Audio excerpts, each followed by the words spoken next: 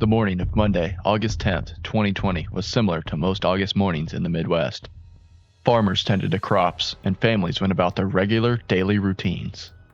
Very warm temperatures in the mid-80s clashed with dew points in the mid-70s, creating extremely muggy conditions, common for this time of year. Also similar to many other August days in the Midwest, there was potential for some low-end severe weather, especially for the southern portion of the state later in the afternoon. This severe weather potential was expected to be minimal and not cause any major impacts for the most part. However, as the day continued on, it was highly evident that this was no ordinary August day. By the morning hours, an unexpected line of fast-moving storms exploded in southern South Dakota along a cold front, with their sights set on the heart of Iowa. As the storms continued to ride the cold front southeast and move further into Iowa, they only continued to strengthen and organize into a rare and extremely powerful derecho. As the derecho tore through the heart of Iowa with winds up to 140 miles per hour, it caused nearly $13.7 million in damage per minute, leveled millions of acres of cropland, and shredded siding from thousands of homes.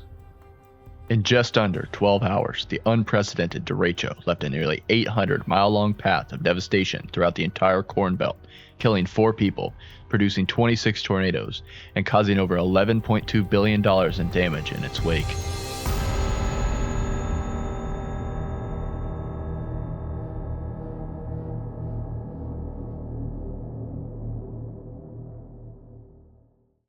Days before the 10th, nobody was expecting any major events to occur in the foreseeable future. On August 3rd, a series of shortwave troughs that could bring severe weather was mentioned in the 4 to 8 day SPC outlook. Shortwave troughs provide lift, or forcing, which is required for the development of thunderstorms and convection. Additionally, shortwave troughs not only provide forcing, but they are also associated with systems that provide other ingredients for formations of thunderstorms, such as instability, wind shear, and helicity. However, at this point, no risk areas were given due to low confidence in placement and severity. The first outlook that mentioned any potential for the 10th was 3 days before the event, which noted a marginal risk of severe weather for a swath of the central United States, extending from northern Kansas to southern Michigan, including parts of southern Iowa, northern Missouri, and northern Illinois. The next day, the risk was upgraded to a slight due to higher confidence in storms capable of damaging winds and hail.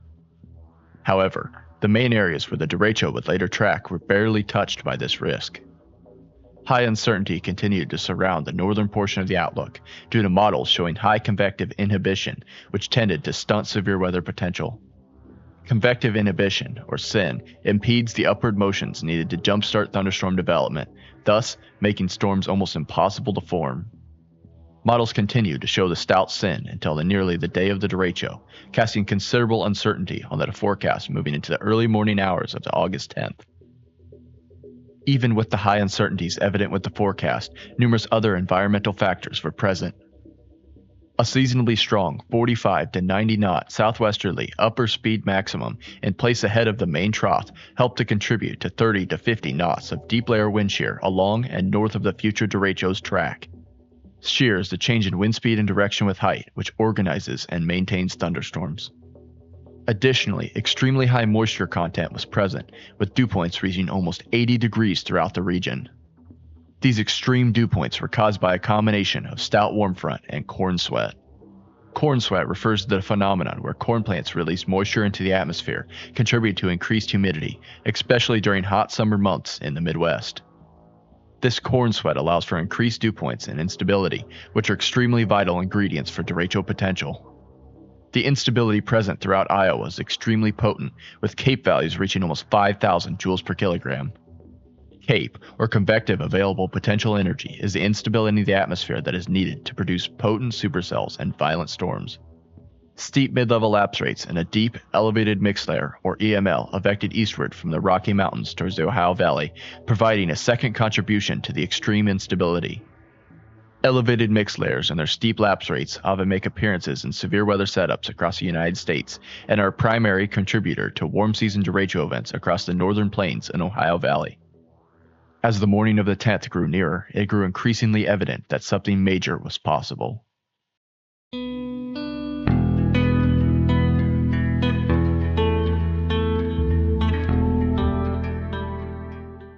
As the sun rose on the morning of the 10th, most models still continued to fail to pick up on the potential for a major derecho. SPC forecasters extended the previous slight risk further east into portions of southwestern and central Illinois in the first outlook of the day.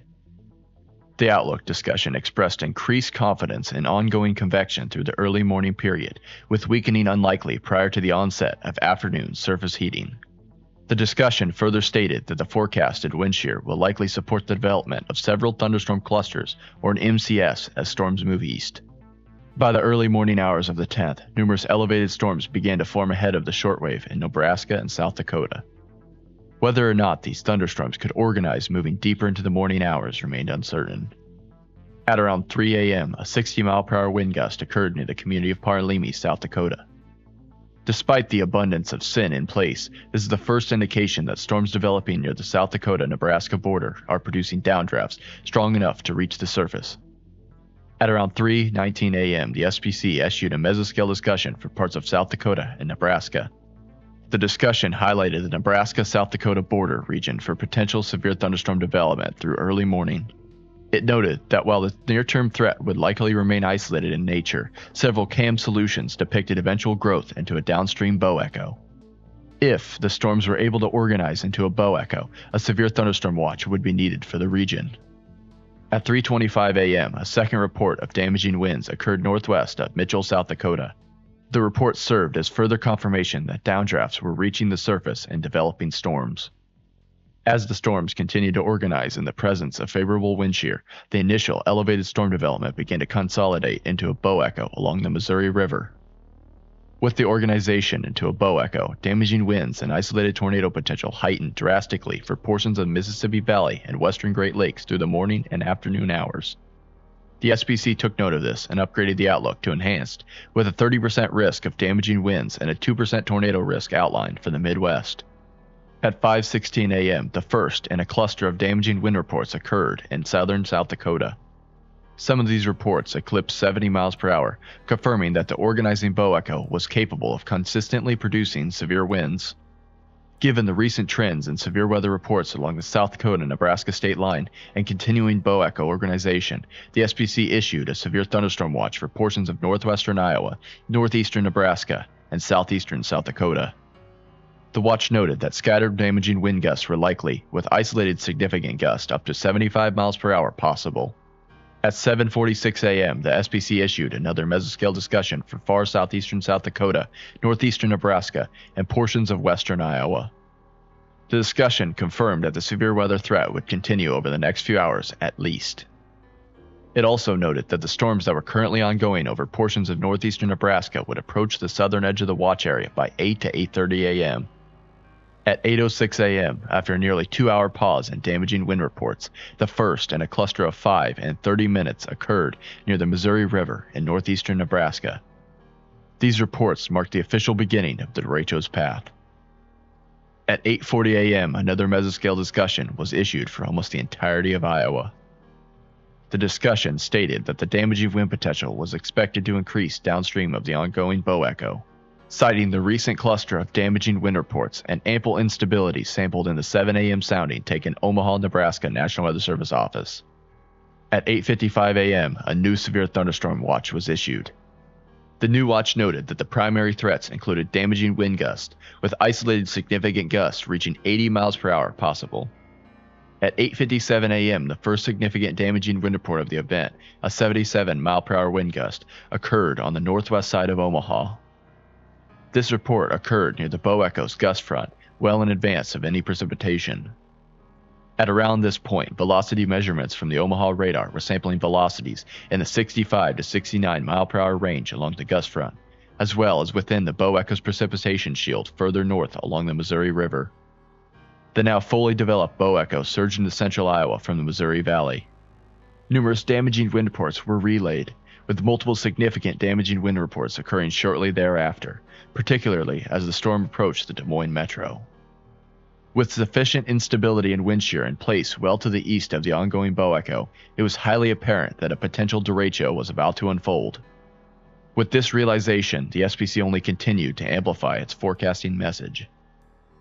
At around 9:30 a.m., the Des Moines radar captured a startling look at the bow echo as it came into range. The radar sampled a wide area of 69 to 86 plus miles per hour velocities, 5 to 10,000 feet above the ground, suggesting that significant damage wind potential was increasing over central Iowa. At 9:45 a.m., yet another mesoscale discussion was issued regarding the ongoing bow echo. The discussion stated that a large swath of 60 to 70 plus mile per hour winds would be likely near the Des Moines metro and adjacent. At 10 a.m., the first of many 80 plus mile per hour wind gusts associated with the Derecho occurred near Rockwell City, Iowa.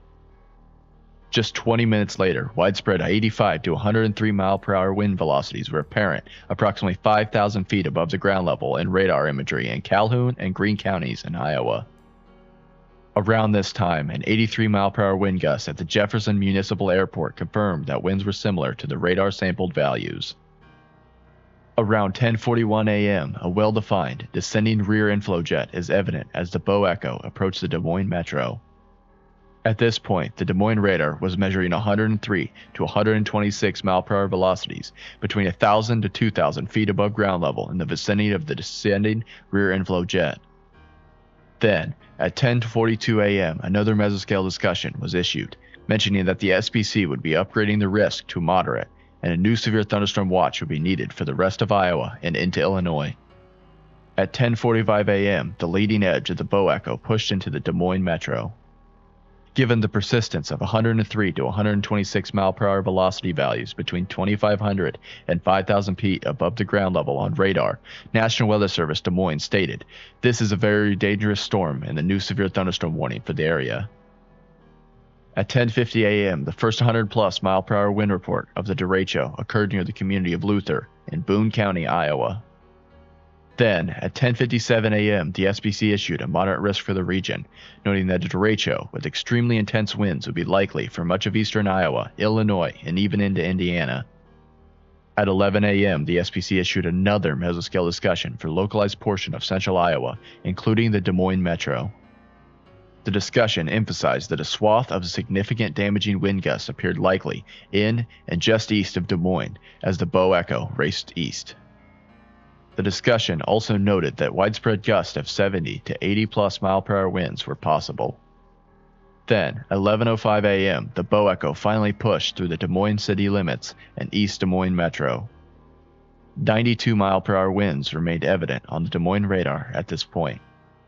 Several wind reports between 70 to 75 miles per hour in Des Moines, as well as an 81 mile per hour wind gust at the Des Moines International Airport confirmed radar estimations and showcased the power of the storm. Continuing east, at 11:15 a.m., an 100 mile per hour wind gust occurred at the town of Zering, Iowa. Then, at 11:25 a.m., the SPC issues a PDS severe thunderstorm watch for eastern Iowa, Illinois, and parts of northwestern Indiana. Particularly dangerous situation, or PDS, is the wording used by the National Weather Service and Storm Prediction Center to convey special urgency and watch or warning messages for unusually extreme and life-threatening severe weather. The watch noted that widespread severe wind gusts were probable, and some of which would likely be in the 80 to 100 mile per hour wind gust range. It also noted that brief tornadoes would be possible. As the derecho continued east, it caused another 100 mile per hour wind gust in Marshalltown, Iowa at 11:30 a.m.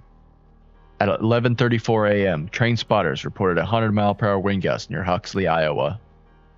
Given the unique placement of the report well behind the bow echo's heaviest precipitation, this was one of the first indications that a prolonged period of destructive winds was possible with the system. By 11:45 a.m., a second rear inflow jet was now well defined, just east of Ames, Iowa. Recent storm reports confirmed what radar presentation was showing. A second corridor of destructive wind potential was being realized to the northeast of Des Moines. Then, at 11:51 a.m., a second 100 mile per hour wind gust occurred in Marshalltown, Iowa. Just 1 minute later, at 11:52 a.m., a 106 mile per hour wind gust, the fifth strongest of the event, occurred near LeGrand, Iowa. The tornado-like strength of the ongoing winds prompted the National Weather Service Des Moines to warn those in the path that they were in a life-threatening situation. Around this point, with the help of the now double rear inflow jets, the bow echo rapidly accelerated east. Many of the strongest wind gusts of the event will occur over the next 1 to 2 hours. At approximately 12 p.m. noon, a 145 mile per hour wind gust, the strongest of the event, occurred near Bella Plain, Iowa.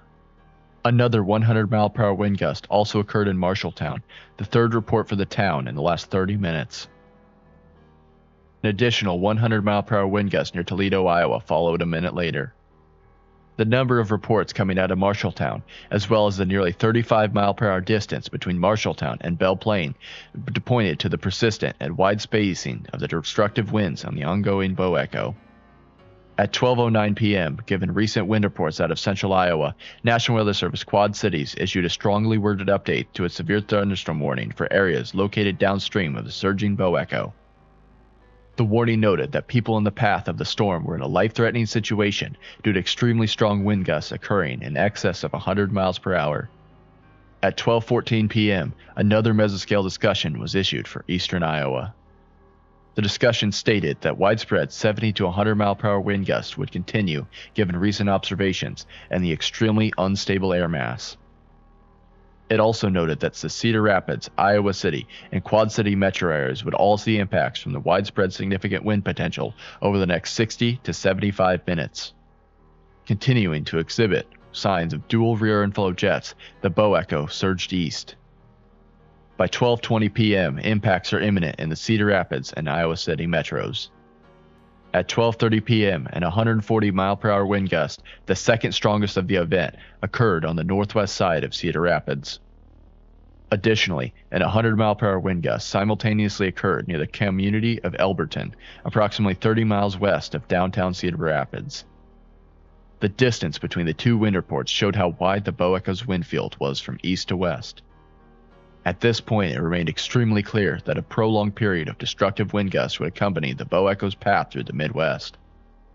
As the bow echo continued east, at 11:45 p.m., an 120 mile per hour wind gust, the fourth strongest of the event, occurred near the Cedar-Johnson County line. At around 12:55 p.m., the dual rear inflow jet structure began to break down over eastern Iowa. However, signs of intense wind production remained, with the Quad Cities radar continuing to sample 80 to 103 mile per hour velocities within the system. At 1:10 p.m., an 130 mile per hour wind gust, the third strongest of the event, occurs in Toronto, Iowa. This report confirmed what radial velocity readouts from the Quad Cities were implying. Destructive winds were continuing in the bow echo despite the loss of the dual rear inflow jet structure. At 1:36 p.m., the SPC issues another mesoscale discussion for much of Illinois. This new discussion expressed high confidence in the persistence of 70 to 100 mile per hour wind gust into northern Illinois over the next 1 to 2 hours, given the recent reports and very unstable local environment. It also noted that if storms continued east at their current speed, the damaging wind potential would increase over the Chicago metro by 3 p.m. The discussion also noted that in addition to the significant wind potential, brief tornadoes would also be possible. By 1:45 p.m., the Derecho pushed east of the Quad Cities across the Mississippi River, moving into Illinois. Additional storms also began to form along the Wisconsin-Illinois state line, with the bow echo likely to merge with these storms within the hour. Right around 2 p.m., an 100 mile per hour wind gust occurred along the Brero-Henry County line in far western Illinois.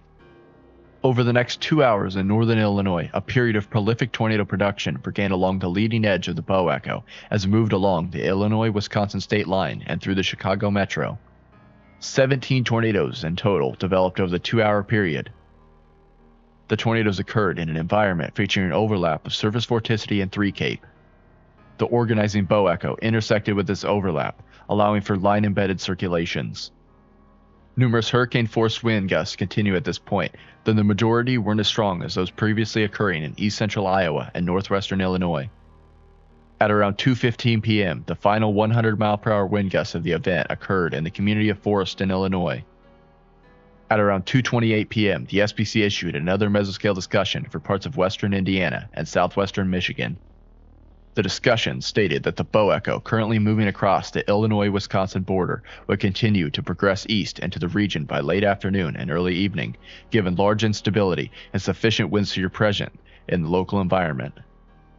Then, at 2:38 p.m., the SPC issued yet another mesoscale discussion pertaining to the southern end of Derecho. The discussion mainly highlighted the continuing wind damage potential along the southwest flank of the Bow Echo and mentioned that a severe thunderstorm watch may be needed further south. At 2:55 p.m., the SPC issued a watch for the southern portion of the Bow Echo, noting that damaging wind gusts up to 75 miles per hour were the main hazard across the watch area. At 2:56 p.m., with the Derecho just west of the greater Chicago metro, National Weather Service Chicago issued the first severe thunderstorm warning for the Chicago proper and entirety of this Illinois-Chicago metro area. At around this time, the SPC also expanded the watch into parts of southern Michigan and Indiana. At 3:36 p.m., the SPC issued yet another mesoscale discussion for mainly the Chicago metro. The discussion stated that damaging wind potential would continue as the Bow Echo moved through a moderate to strongly unstable local environment. Significant 75 to 80 mile per hour wind gusts remained possible, and the Chicago metro was likely to experience the marine damaging wind potential. By 3:45 p.m., the Bow Echo began to push into the Chicago proper. Many 75-plus mile per hour wind gusts occurred beyond this point, several of which exceeded 85 miles per hour. At 4:40 p.m., 275 mile per hour wind gusts simultaneously occurred east of Gary, Indiana, and Champaign, Illinois. After these reports occurred, over 2 hours will pass until the next significant wind report occurs within the storm. The Derecho then continued to advance into southern Illinois, Indiana, and far southwestern lower Michigan. Numerous 60 to 65 mile per hour wind gusts occurred along a line extending from southern Illinois to South Bend, Indiana, and to the southwest shores of Lake Michigan.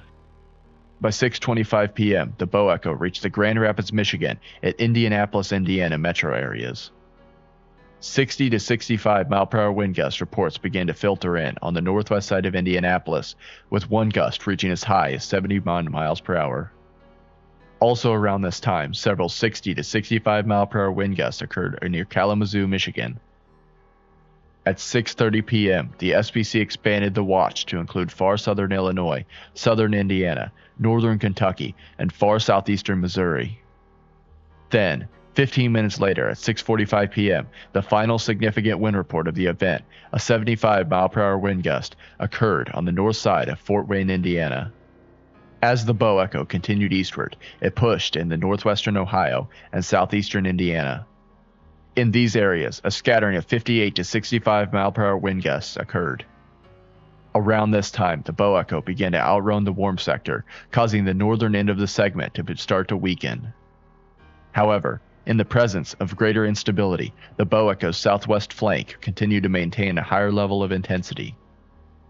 At 8:05 p.m., the SPC issued another downstream severe thunderstorm watch for the now weakening Bow Echo for parts of southeastern Indiana, far north central Kentucky, and western Ohio. At around 8:30 p.m., maintaining just enough intensity to remain severe, the southwestern flank of the Derecho pushed into far southeastern Indiana and southwestern Ohio.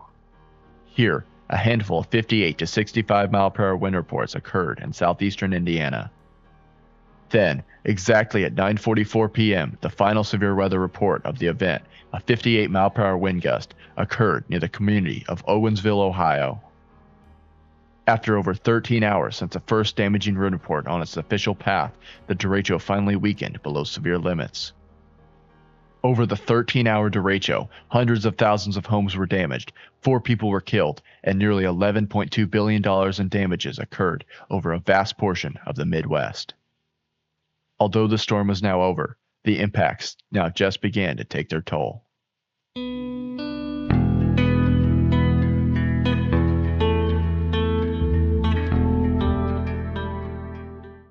Across the Midwest, the damage was extremely intense and widespread. Terry Dusky, Chief Executive Officer of the Electrical Infrastructure Company, ITC Midwest, described the storm damage as equivalent to a 40-mile-wide tornado that rolled over hundreds of miles of the Midwest. Tree damage had occurred in the Merle-Hay neighborhood, Des Moines, Iowa, near the beginning of the Derecho's intensification. Near the highest intensity areas in eastern Iowa, near Marion, numerous grain bins were shredded and destroyed. In Cedar County, Iowa, a home was partially destroyed and numerous more grain bins were thrown. Near Chicago, in Wheaton, Illinois, structural damage occurred on a large building steeple.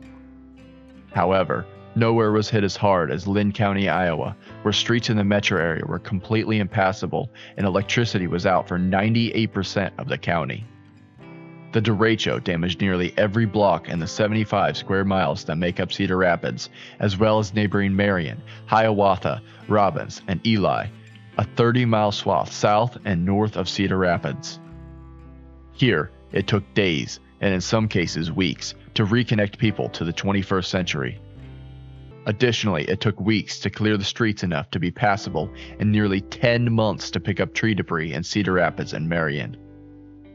In the county, over 1 million trees were destroyed and more than 1,000 homes were declared uninhabitable. However, the farming industry may have been the hardest hit by the derecho. The USDA's Risk Management Agency reported that 57 of Iowa's 99 counties with 14 million acres of crops had been in the derecho's path. This is almost 66% of the 21.3 million acres of corn and soybeans planted in 2020, or 45% of the state's total 30.6 million acres of available farmland. Damage was particularly heavy in 36 of those 57 counties, accounting for a total of 3.57 million acres of corn and 2.5 million acres of soybeans, which combined for a total of 20% of Iowa's cropland. Iowa's Secretary of Agriculture, Mike Naig, said on August 14th that the storm was a devastating blow to the Iowa agricultural industry, especially since it took place in mere weeks before the beginning of seasonal harvest. On August 19th, he said that the storm had destroyed an estimated 100 million U.S. bushels worth of grain storage and processing infrastructure as well. The average projected yield for the state was nearly halved, from 202 U.S. bushels per acre to 100 to 150 U.S. bushels per acre. The agricultural damage of the derecho was compounded by a concurrent drought affecting 31 counties. Farmers had actually preferred the previous drought conditions to the wet conditions in wake of the derecho damage, as wet conditions induced rot and made it harder to harvest the flattened crops.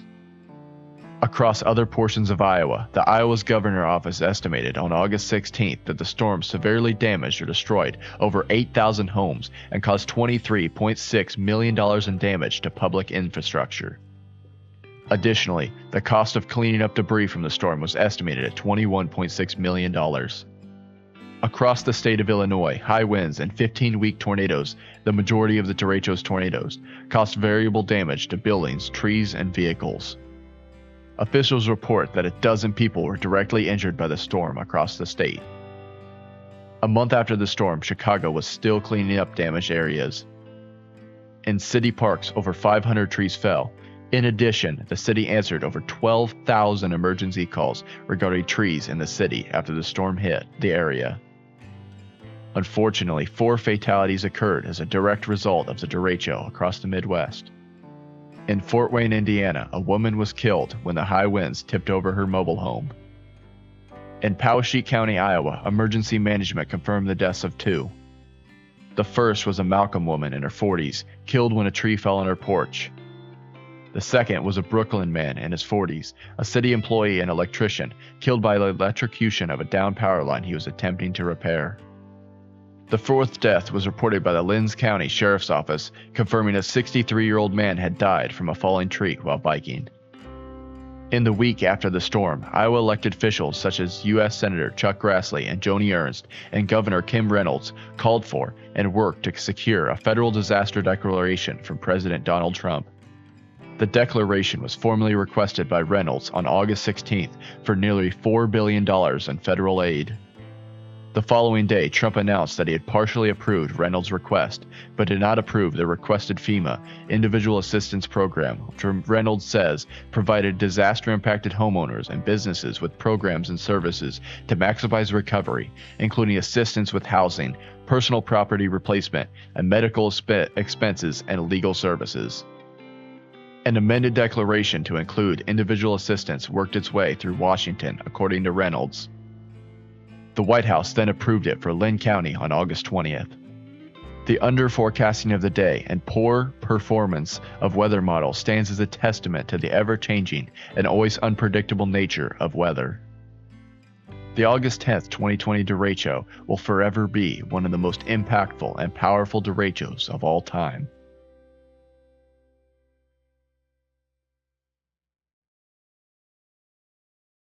Anyways, thank you all for watching. I checked the stats here, and it says only about 7.2% of you guys are actually subscribed. So if you enjoyed the video, don't forget to like and subscribe. I really appreciate it. Also, if you'd like to help support the channel any further, become a channel member today. It's only costs as little as $1 a month, and you'll receive numerous behind-the-scenes views into my chasing and documentary making. But anyways, thank you all so much for watching. I hope to see you guys in the next one next week. Goodbye.